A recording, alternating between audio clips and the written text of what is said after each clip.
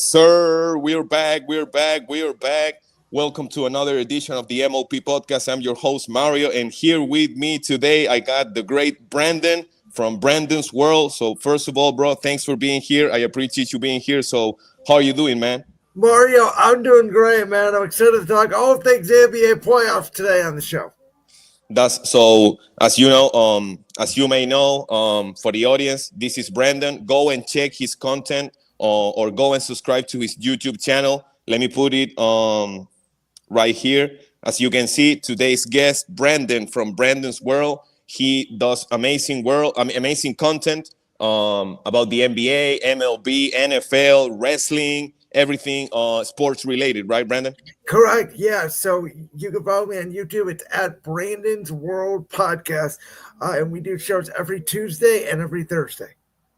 Oh, that's amazing. So before we went live, I told you that you are very passionate about what you do, and I really appreciate that. So I try to be the same way, and that's something that we all can relate to, sports, being around sports, and trying to cover the game as well as we can. Absolutely. So let's get it, man. First of all, I need to ask you about the physicality, the whole. Oh, let's get physical. Jimmy Butler got hurt.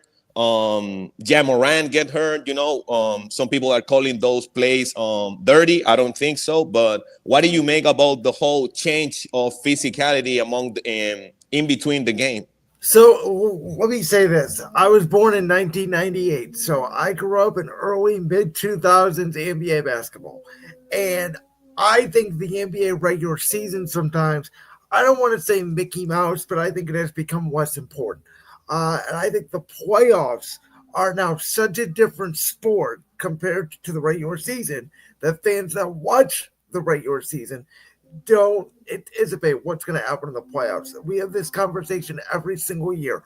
Playoffs become more physical. The refs swallow the whistle and let it sort of go away. And it's all about getting to the basket, being more physical. Now, with that being said, I did see a stat that for the first two games of the NBA playoffs for all of these rounds, there have been the least amount of fouls called in the last 2 decades. So I think the NBA is really swallowing the whistle. I think it's good for the league. I think they're letting players play through it. And to me, again, it's the playoffs. You got to just ignore the whistle, get antsy, get physical, and it's on players to adjust if the officials start calling more fouls to settle down some of the ticky-tackness, if you will. I agree 100%. And obviously, throughout NBA history, I think we all can agree that it's almost a different sport when it comes to the playoffs. But I think we started seeing this, I think, last year, right? Post All-Star game, when that's another topic for another day, right? Yep. The fact that these players are not putting effort in the All-Star game. But obviously, I'm a Denver Nuggets fan, and I saw that in firsthand when we was playing against the Timberwolves, especially in Game 2. Do you remember that game? That was like prison ball. Yeah. That was crazy. And so I agree with you. It's there's a lot of people from the. And I mean, how many times, right, does Nikola Jokic look like he's getting chokehold? I mean, he's getting hit by 3 guys and they're not calling a foul. I mean, God, I saw it in my, 11 plus years, however many years LeBron was on the roster in Cleveland. And everybody here said LeBron never gets the calls. And then it feels like you watch him on another team and he gets all the calls. It's just not true. Now, by that measure, I do think that there were some bad calls. I think the NBA officiating is inconsistent. I think the NBA, I've seen more fouls called in this year's playoffs where it's been, if the guy makes the basket, we're not going to call it, but if they don't, we'll call it sort of very late foul call.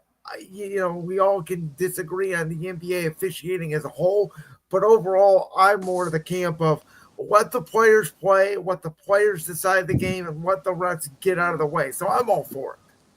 Yeah, and to me, I agree with that 100%. And to me, it's a little bit funny that we got people from old school people, saying, "Oh, the NBA is soft nowadays. They don't play defense." But all of a sudden, when the players start playing more physical, they start playing with a lot more effort. oh, we gotta complain that it's too much physicality, with the Yeah, whole yeah, Ja Morant or Jimmy Butler injury. It's like we ask players to play harder, to put more effort, but yes, when they do that, now for some people it's a problem that it's too physical. yeah, The and same the narrative about Steph. Oh, Steph is not getting the calls.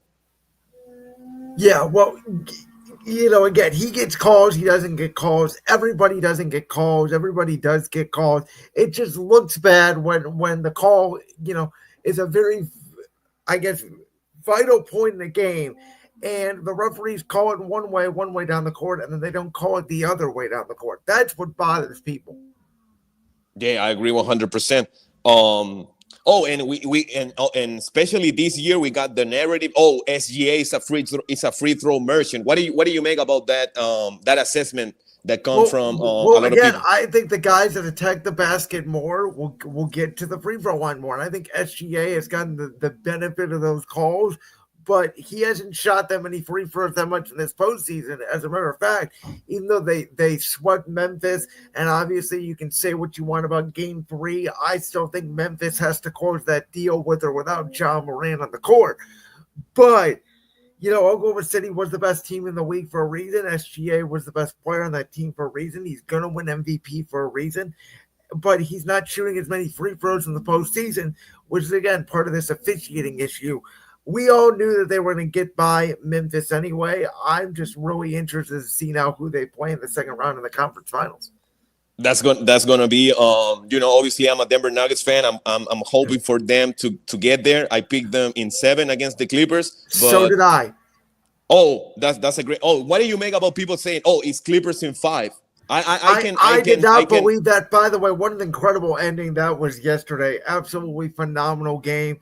So I said, it's funny, right? Because we've had this debate the last few years where a lot of the NBA championship winning coaches, whether it was Nick Nurse in Toronto, whether it was Bud in Budenholzer. Milwaukee, Malone in Denver, obviously, all these championship coaches getting fired almost immediately.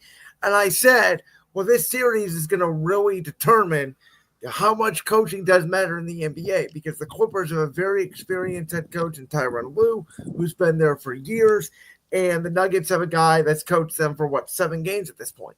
So I really felt like it came down to who on Denver with Jamal Murray, Michael Porter, Christian Braun, the role players were going to come along with Jokic. Because when you guys won the championship 2 years ago, entering last year's postseason, I was on record and I said I thought this Denver team could have been a dynasty. I mean, to me, they looked like they were very hard to beat. And then all of a sudden in that Minnesota series, for the most part, everybody but Jokic and then a little bit of Jamal Murray in Game 7 completely disappeared. And so that's what it comes down to me is, can Michael Porter produce? Can Braun produce? Can Aaron Gordon give you buckets and be sort of that third role guy to go along with the healthy Jokic, and obviously Murray now getting back into the fold? And I don't trust Kawhi Leonard or James Harden. Obviously Harden's postseason history. Kawhi Leonard, you never know. He could bang one knee and be out 3 months.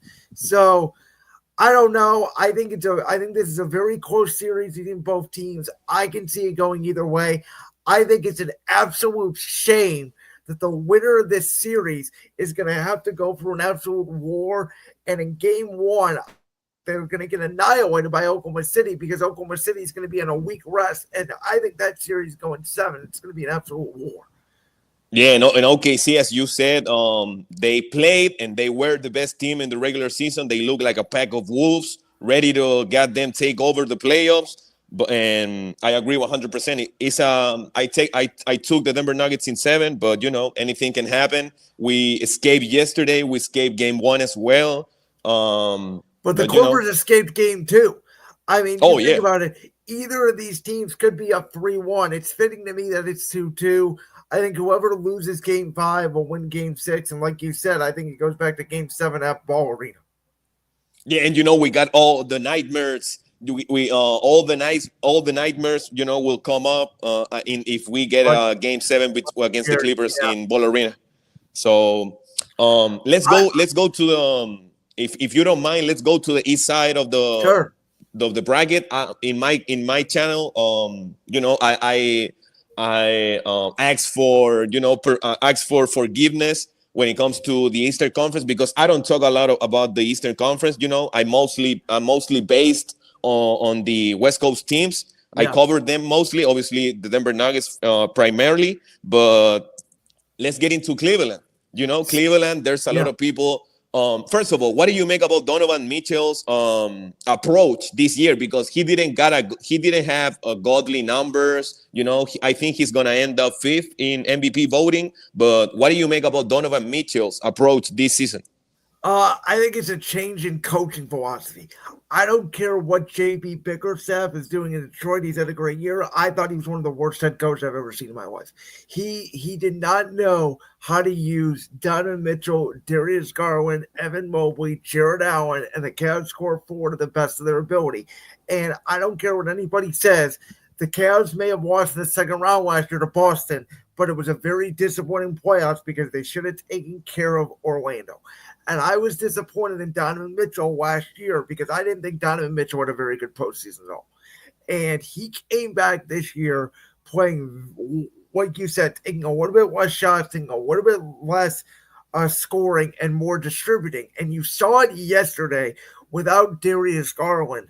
I actually think without him on the floor and Donovan Mitchell being sort of the point guard distributor, the Cavs are at their best, because you have another big wing like that in the postseason that you can use, whether it's a Sam Merrill or a DeAndre Hunter who can shoot the three ball, with Evan Mobley, who I think is turning into an absolute unicorn in this league before everybody's very own eyes, and Jared Allen, who everybody in Cleveland banged up last year because he refused to take that injection shot. He has proven pivotal for this team, his rebounding, his efficiency, his rim protection, and this Cavs team can go 8, 9, 10 deep. I think even more than Oklahoma City. They are the deepest team in the league. There is a reason why the Cavs went on. Think about this, Mario. They went on 3 straight 12 10 plus 12 plus. Oh, 12 plus. Damn. This year. That is no accident. This is a team who can obliterate people, who are basically toying with their food, it feels like sometimes. I know Miami made a little bit of a running game too, mostly because the Cavs, all like Boston and some of these other teams, unlike Denver, that don't shoot the three. When you live and die from the three, when you're cold for a quarter and one team is hot, things like that can happen. But also what can happen is what happened yesterday, which the Cavs absolutely devouring Miami, taking their life out, winning by 40-plus points, and they're going to end up sweeping Miami tomorrow, in my opinion, and then they'll await the winner of Indiana and Milwaukee. And that was a great breakdown. And I think you don't even mention Ty Jerome. Oh, Ty Jerome's been fantastic. Also, Sam Merrill off the bench has been incredible. Great shooter. Like I said, Max Strus as well was key yesterday. Hit a lot of big threes. Obviously, he was part of that Miami run that made the finals against Denver a couple years ago. So this team has a great balance, and they don't even have what I would call a superstar. I think Donovan Mitchell is a very good player. I don't know if he's a superstar. I think Evan Mobley, very good player. He's rising before our eyes. What they have is just such good balance, both offensively and defensively, that you can't just trap Mitchell or trap a Garland and say, hey, we're going to leave Isaac Okoro like he was a couple years ago, who's still on the roster but doesn't really play that many minutes anymore, because they don't need him that much anymore. They need him more for defensive purposes. So outside of Jared Allen, who can also prove that he can knock down the mid-range jumper at this point, you have 4 shooters out there that can space the floor with those 2 ball handlers. It's very hard to stop. Yeah, that's crazy. And I forgot what I lost my train of thought. But in Cleveland, obviously, as you mentioned, Kenny Atkinson, he won Coach of the Year, and the Cavs, the whole history with LeBron before. Now they got success with him. But now it got back to my mind. I gotta give you your flowers, Brandon, because it could have been very easy for you to say, "Oh, Donovan Mitchell, he's a superstar. But that we are. I think it seems nowadays that we are very accustomed to being, when we cover the team, like being a homer. Yeah. It could have been I- very easy for you to say, "Oh, Donovan Mitchell, he doesn't get the respect that he deserves." That may be true, but I agree with you. The superstars, I think that's a group. That's I a think very there's selected five group. real superstars in the NBA today. I think of superstar as like Jokic today, right? A LeBron of 10 years ago, a guy who you just feel like even with a lesser roster, you have that guy on your team, they're gonna will you to victory. There's not that many guys in today's league. There's a lot. There are more talent in today's NBA than there has ever been, but there's very few guys that have that dog mentality in them. And you have one of them on your squad in Denver. And again, as great as Donovan Mitchell is, when push comes to shove, if you ask me if he's a top 10 player in the league right now, if I have to think about it, he's not a superstar. Yeah, that's a great point. That's if I it's the same thing with the Hall of Fame. If I gotta think about it, That's exactly if what I said. If I had to think about you as a Hall of Famer, you're not a Hall of Famer.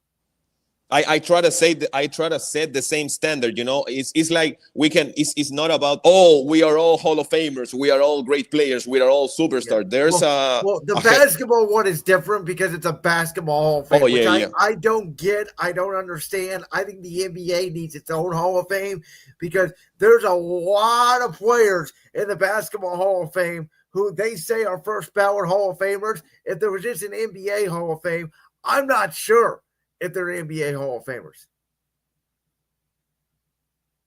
My bad, Brandon. My bad, bro. But let's get into. I also got the Cavs winning that series. What do you make about the Pacers and Bucks series? So, Milwaukee is the strangest franchise, right? Because think about this. When Giannis won the championship in 2021, he was at that time, many people were saying the undisputed best basketball player on the planet. And ever since that point, whether it's his fault or not, him and that team has fallen off a cliff. And I'll make the argument that if you talk about top 5, top 6 players in the NBA right now, Giannis's name may not even come up. And as great as he is as a player, he has been injured coming into this postseason in 9 of the Bucks, 12 last playoff games. They're struggling to beat Indiana. They don't scare me, neither one of these teams. Indiana's a nice team, right? They got Haliburton, they got Siakam, they got Turner, they got Neesmith, like they got Nembhard, they got some nice players, and they can shoot the ball, so they can get hot, and that's one of the reasons why they're beating Milwaukee. But their talent level is not in the same as Cleveland. I'll take Indiana in this series. I said 6 originally, so I'll stick to my prediction. But in my opinion, they don't match up very well with Cleveland. And I've been saying this all along in the East. If the Cavs and Celtics do not have an Eastern Conference Finals battle, there is something seriously that will go wrong for one of those two teams. I agree. That's the series that we are all waiting for. Cleveland and Boston. Boston is dealing with the Jason Tatum wrist injury, the Jaylen Brown getting injections on his knees. I also got the Pacers winning in 6. I don't think the Bucks are an all team. Giannis is unstoppable. He's probably playing the best basketball in the playoffs right now. Getting like 36, 12, and 4, something like that. Absolutely no help. And I'm wondering if Milwaukee does flame out in the first round, which we all suspect that they probably will. We know international players, for a lack of a better term, from what I've always heard, they're more of they don't push back, they don't fight back against coaches. It's more old school. They don't really ask out as much. Does Giannis ask out of Milwaukee? If I was him, I would. I don't think they're going anywhere. I think he brought him a championship. I think he would have every right to. And to be honest with you, if he wants to be back on that stage and be talked about as a top 3 basketball player in the world, he has to leave.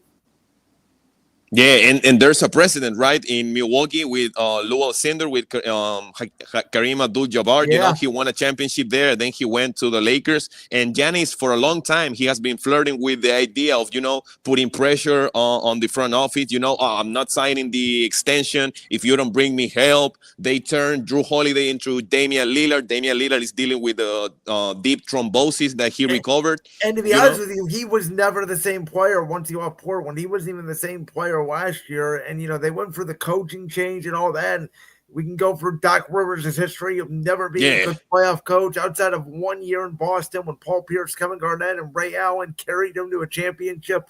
So Milwaukee's in a weird spot. Even if they were to come back and win this series, like Giannis and Dame, I'm not afraid of them against the Cavs. Those two guys by themselves would have to beat the Cavs, and I don't think they can do it over a 7-game series. I think that's the biggest misnomer nowadays in the NBA playoffs because of social media and everything, and everybody wants to react every single moment. You can beat a team 3 out of 4 times in the regular season, whatever. It's a game. The playoffs is you're playing the same team 4 times. It's 4 out of 7. You got to beat them. Strategy changes, tendencies change, and the best coaches make the best adjustments. I needed to ask you about this. Who would you say is the third best player for the Bucks? Oh, that's a good question. Maybe Bobby Porter. Portis. Yeah, Maybe Portis. Bobby Portis. Because Brook Lopez is all as dirt. Yeah. I mean, Bobby can give you points in production like he did in game 2, even though it didn't matter. I think the fact they don't have a third consistent scorer tells you all you need to know about their ceiling. That's a great transition into our next series. Knicks and Pistons. I got I think before the series started, I got the Knicks in like 6. But obviously, Detroit is a young team, led by Kate Cunningham. Do you, if you were a voter, would you have Kate Cunningham in your All NBA selection? It's tough because like I don't do all the All NBA, the breakdowns and all that. I would certainly say he's probably in consideration for the third team. Definitely, I think the problem is the point guards, right, are so stacked in this league. It's obviously very hard. I think Cade's a very good player. Obviously, what he did for Detroit, leading them to the playoffs. But I'm not so sure he's still the best player in this series. I mean, I think you look at this series. I think Jalen Brunson and Karl-Anthony Towns are your 2 best players. Mikal Bridges is probably your 4th best player. Cade's probably your 3rd. So that's why I had the Knicks winning this series in 5. I was shocked at how bad the Knicks played the first 2 games of the series. Detroit outplayed them in 7 of the 8 quarters. Detroit could have been up 2-0. Today, at the time of this recording, this is the day for Detroit. If they don't win this game in Detroit at home, if they lose 2 straight at home and go down 3-1, the series will probably end in MSG. But I don't think it matters for this series. It's a fun series and it's an entertaining series. Just like the Indiana-Milwaukee series, I don't care who wins because the Knicks or Detroit, neither of them don't match up at all to Boston. I could even see Boston sweeping either of these 2 teams in the next round because, especially the Knicks, because the Knicks don't shoot. And they're so Jalen Brunson dependent. And Karl-Anthony Towns has been on and off this postseason. And they're playing their guys 44 minutes a game because they don't have no bench. Even if they move on from this series, they're going to be worn out. I 100% agree, and as you were saying, probably the top best players in this series, probably 4 out of the 5 are from the New York Knicks, right? Yeah. Brunson, Cat, Mikal Bridges, OG Anunoby. I really like him defensively, but the Detroit Pistons, I think they won a playoff series since in 17 years. First playoff win. Yeah, it was the first playoff win since like 2008. They're a fun story. That's all they are. It's kind of like March Madness, right? Everybody loves in March Madness the fun stories, but at the end of the day, usually the blue bloods come out on top. That's what this is. Very good for the city of Detroit for their morale to have a team that actually didn't make the play-in to legitimately make the top 6. But I think it would take an absolute miracle for them to win this series. What would be obviously after OG Anunoby got there and Michael Bridges got there, what would be like a reasonable expectation, or what would be reasonable expectation for the Knicks in these playoffs? Like get to the second round? Yeah, that's it. They're not beating Boston unless Jason Tatum and Jaylen Brown both get season-ending injuries. They can't beat Boston. They don't have the shooting to match up They with Boston, and the Knicks should be very disappointed because yeah, last year should have been their year. They should have made the Eastern Conference Finals. And say what you want about Indiana and give Indiana all the credit. I believe the only reason why they won Game 7 is because Jalen Brunson was the only one out there and he was on one leg. I and mean, the everybody Knicks, was injured, right? yeah, the Knicks had no players left, which is why they made the move for Bridges. I mean, they have no picks yet, and there's a lot of rumors out there, and you wonder because the Knicks are so far, in my opinion, behind Boston and behind Cleveland. They need to make another move. I wonder if that move is packaging a Bridges and somebody, and maybe you try to get like a Kevin Durant. I don't know, Oh, but that's the type of move that they need to make. They need a second legitimate score where Cat then becomes your three to go with Brunson and whoever else on the wing, whether it's Durant, whether it's Giannis. Like I don't know. They need another star there. I agree. You know, we'll see what happens with KD in the future. And also it has been different for Cat, right? Playing the 5 because he had the most success playing the 4, and now he's playing the 5. He's getting quote unquote exposed, you know, guarding the pick and roll. But as Yeah, you but said, he to was me very he the ceiling is plays. second round. Here's the thing though. Like game 3 Thursday night, Cat was very good. I think he had over 25. His defense has always been a little bit lackluster. It's all about for him getting touches and seeing the ball go in the basket early. When he gets going early, he can. I mean, there's a reason why he was the number one pick in the draft, right? He can be Yeah. one of the most talented players in the league. But when you shut him out, when you get physical with him, when you force him to make tough shots, when that shot When you isn't got him going with a early, 4. yeah, when he can check out in games. He didn't took a shot, right, in the last like 17 minutes of game Yeah, 3. in game 2. Oh, game 2. Yeah, yeah, my Game bad. 2, yeah. My bad. Game 3 was the one where again he was very efficient. I think he had over 25. He really set the tone, and then Brunson closed late. So Cad's a very good player. I mean, again, last year with Minnesota, right? He didn't have a great playoffs, but what did he have? He had a great game 7 against your Denver Nuggets, And he, and and he and guarded very, very well yeah, Jokic yeah, throughout that series. and that was the difference in that game. I agree. I agree. I got the Knicks. You got the Knicks as well going into the second round. Let's get quickly into Boston and Orlando. This is over in The 5. Boston in Yeah, 5. it's probably I was surprised it wasn't 4. Orlando, they played very well at home. Pablo Banchero, great score, and they finally got a second score in Wagner to go along with him in game 3. But Orlando can't shoot. And if Boston is even remotely close to how they played in game 3, they're going to wipe them out tonight, and then they'll go back to Boston and win in game 5.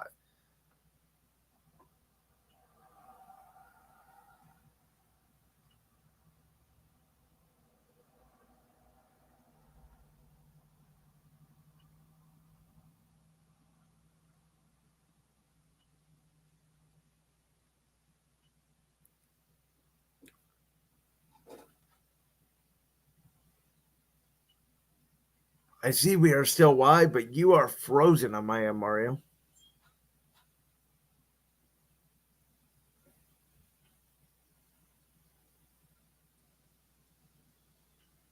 Brandon. Can you hear me? Yes, I can hear you now.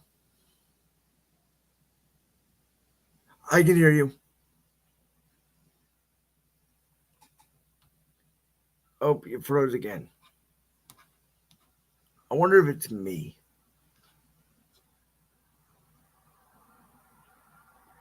Sorry about the live technical difficulty, folks.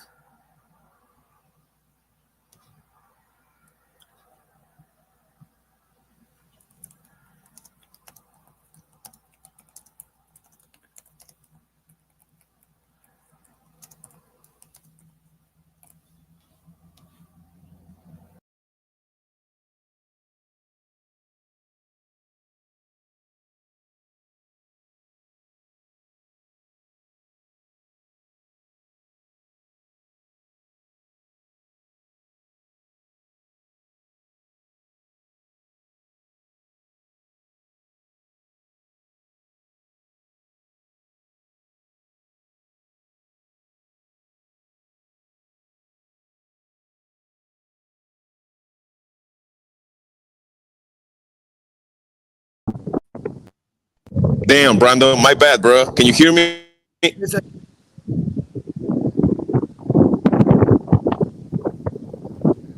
Brandon, yes, I can hear you.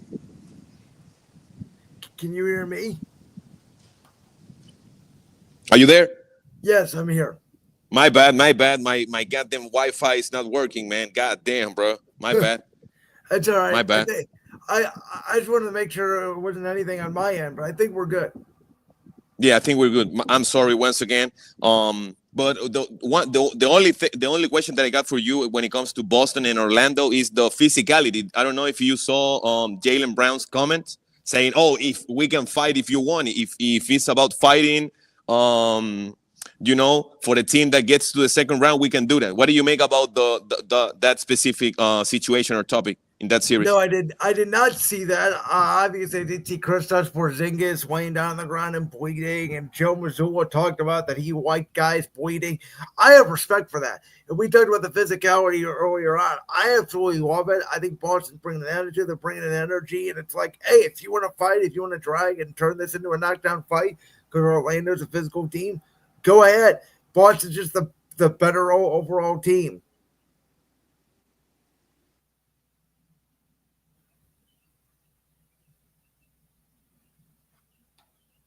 I think Mario's Wi-Fi went out again.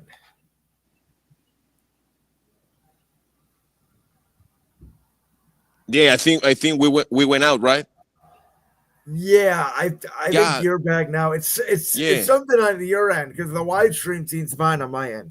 Yeah, it's the goddamn Wi-Fi, because I'm at my university, and the Wi-Fi is not pretty good right here.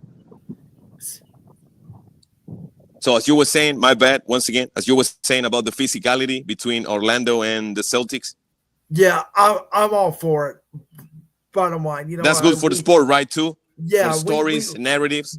yeah we talked about it earlier. With the physicality in the playoffs, and Joe Mazzulla said he liked seeing Kristaps Porzingis bleed. Again, the Celtics are saying, "Bring it on, Orlando. If you think you're going to beat us, we're going to be more physical than you." I agree. So let's jump quickly into the Western Conference Series. I got a question from Jorge Whittaker. I got a question right here. Hello, Mario and Brandon. You think the Rockets will be able to mentally overcome last night defeat? What a bitter loss it was. What do you make about Jorge's question? So I predicted Golden State in 7. I am a person that believes veteranness wins in the playoffs, not young guys. And as great as Houston's guys are, and Sengun and Amid Thompson and Jalen Green can potentially turn into stars someday, they're not there yet. And Golden State, if Jimmy Butler is healthy, they would have the best 2 players in the series. Last night, By far. yes, Golden State was able to beat them last night without Jimmy Butler. We'll see. I gotta feel like Houston probably bounces back whatever day that series is, Monday or Tuesday, and they play better. In game 4, they'll even it back up and they'll go to Houston for game 5. I just think that Houston they're a very good team. They may have overachieved a little bit this year. They're so young. I don't think it was a bitter loss last night. I just think Golden State was the better team that won on their home court. I think Houston will be able to mentally overcome it and get back in the series. I don't think it's a complete wipeout. Yeah, and another thing is like all of a sudden when Jimmy went out, especially for Game 3, there were a lot of people that were saying, "Oh, the Golden State Warriors cannot beat the Rockets without Jimmy." I wasn't too quick to pull that trigger. You know what I'm saying? Yeah, I got well, like I got the before, Rockets. you I had can the always win a game, right? You can always win a yeah. game or two without your player. You can't win the series. That's the difference. If they don't have Jimmy for the series probably changes. Houston could probably win the series, but last night Golden State was just on fire from 3. There's nothing Houston could do about it. I picked the Golden State Warriors as well. I don't remember if in 6 or 7, but I think they're gonna win as well. Let's go into Lakers, Minnesota Timberwolves. I picked the Lakers. Who did you pick in this series? So, just to let you know, not only did I pick the Lakers in this series, but I have the Lakers getting to the NBA Finals. Oh shit! I don't care that they don't have a center on their roster. I think they have the two best players in any series in LeBron and Luka. And I think that when the Lakers do play defense, like you saw in game two, they can beat anybody in the league. Now they have struggled in Minnesota more than I thought. I thought the Lakers would be up 2-1 going into game four, not down 2-1. But I think LeBron and Luka are such a special combination. Minnesota has overplayed themselves in this series to me, where DiVincenzo has played really well and Jaden McDaniels has played really Naz well. Reid. Naz Reid, who's been a playoff. I mean, how many times has Naz Reid just show up in the playoffs and hit three after three after three and break your back like he did at Denver last year? And in the first round, even he was really good. But I just think you look at this Laker team with LeBron and Luka, when they're both on, when they're both aggressive, and Austin Reeves your third scorer, and you add Rory Hachimura and the guys that they have, 4 out of 7 times, that's really hard to beat in a series. I agree, and as a Denver Nuggets fan, I didn't want to play the goddamn Timberwolves. Yeah, I thought it was gonna be a quick series. I'm a little bit more comfortable playing the Clippers with those players coming off the bench than the Timberwolves with Dante DiVincenzo, Naz Reid, and who else coming up? Oh, and DiVincenzo, Nickeil Alexander-Walker, and Naz Reid coming off the bench, but.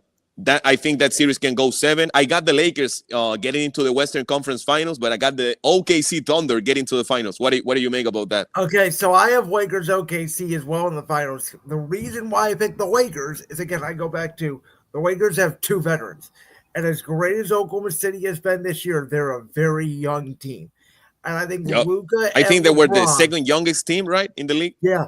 I think Luka and LeBron outduel SGA, and I think those 2 scores with Austin Reeves are consistent scores of third. As great as Jalen Williams is, as great as Chet Holmgren is, as great as the Thunder guys are, they are not consistent night to night the way the Lakers' offensive production is.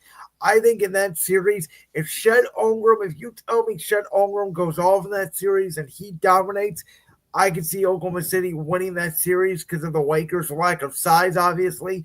But I just think, again, you give me 2 of the top 5 offensive players in the game on one court, that with the veteranness that they have and the smart coaching they have with JJ Redick, I think that puts them over the top. I think those were great points, but I think the OKC. You were saying that the Cavs are the deepest team in the league. I think the OKC Thunder is the deepest team in the league. They got like almost 11 players, like Shea, Cason Wallace, Kenrich Williams, Jalen Williams, Caruso, Hartenstein. Yeah, they got the whole crew. They do. The only thing I'll say about Oklahoma City is this: we know historically you have to take a couple of bumps before you get there. Finals. The Cavs, the last couple of years, have taken their bumps, right? They got beat by the Knicks. They got beat by the Celtics. Oklahoma City last year took their bump against Dallas.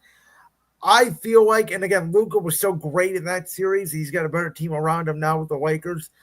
I think Oklahoma City is a year away. They are playing with house money, right? Yeah. Quote unquote, they are playing even though some people, if they don't get the results that they are expecting, they're gonna quickly pull the trigger. Oh, OKC is overrated. OKC, they choke. I don't think so. They are playing with house money, but they are already in the second round. They are the first team to get into the second round. Let's get into Clippers Nuggets. You got the Nuggets right in 7. Nuggets in 7. I don't see how it doesn't go 7. I'll be honest with you. I'll be shocked if it goes 6. I think these 2 teams are that even. I think we could see another overtime game or 2. Like, I think this is a classic. You don't see a lot. Like they always say, right? The 4 or 5 matchup is supposed to be the best.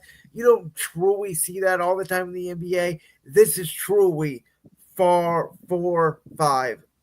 2 very even teams. That's probably the best series in the first round, right? I think by far. Yeah. I think the only other one that could touch it is maybe the other ones out west with Lakers, Minnesota, Golden State, Houston. I think the West is so much more fascinating than the East myself. Like, I think the East is a 2-team race. I'm waiting for the Eastern Conference Finals. Oh, and who you got? If you got the Lakers going to the NBA Finals representing the Western Conference, who you got representing the Eastern Conference? I do have my hometown Cavs. Oh, the Cavs. I think it's going to be Cavs Lakers finals, and I think it will be one of the greatest storylines in the history of the NBA finals. Not only will you have LeBron facing his former team in the Cavs, getting the Lakers there, the Cavs trying to win the championship without LeBron on his roster, but you have the Luka effect of Luka getting traded from Dallas, Luka trying to prove the Mavericks wrong, Luka trying to be on this national stage. I think it will be one of the best NBA finals ever viewed on television, in my opinion. I think it's the best storyline the NBA could have. I think it's better than Cavs Thunder. I think it's better than Lakers Celtics. I think the LeBron and the Luka factor taking on a Cavs team who over this year has been better than Boston, and in my opinion, is deeper than Boston. And I think the difference in that series will be the fact the Cavs get home court in Game 7. If Game 7 was in Boston, I would pick the Celtics in that series. But that's where I'm leaning out right now.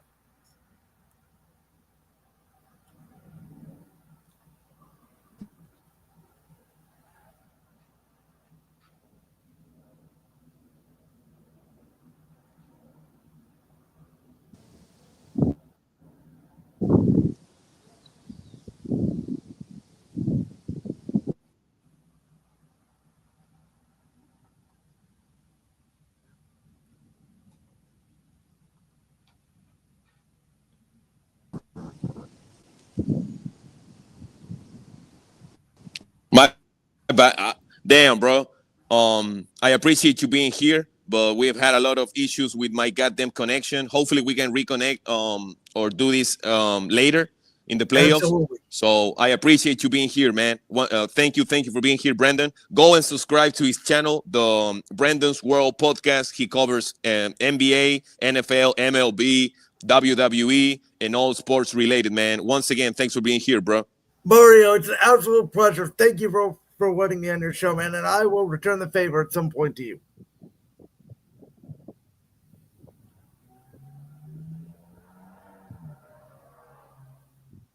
Damn, is my internet not working again? I can hear you. You're like in and out.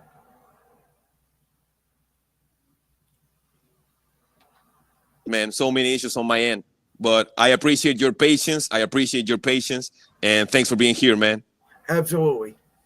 So go and check his channel. This has been the latest edition of the MOP podcast. I'm your host, Mario. We suffer a lot of goddamn technical issues on this stream. Hopefully next stream we can correct that. But I appreciate Brandon being here with me. And I think it was a great conversation. I appreciate your knowledge, bro. Thank you, man. Appreciate you. Until next time. This was the MOP podcast with Brandon. We knocked that shit out of the park. It was a home run with Brandon here. Great conversation talking about the playoffs, doing the 2025 playoffs recap. We got great games for today, but we didn't have enough time to discuss it. So once again, salute everybody. Until next time, I'm out.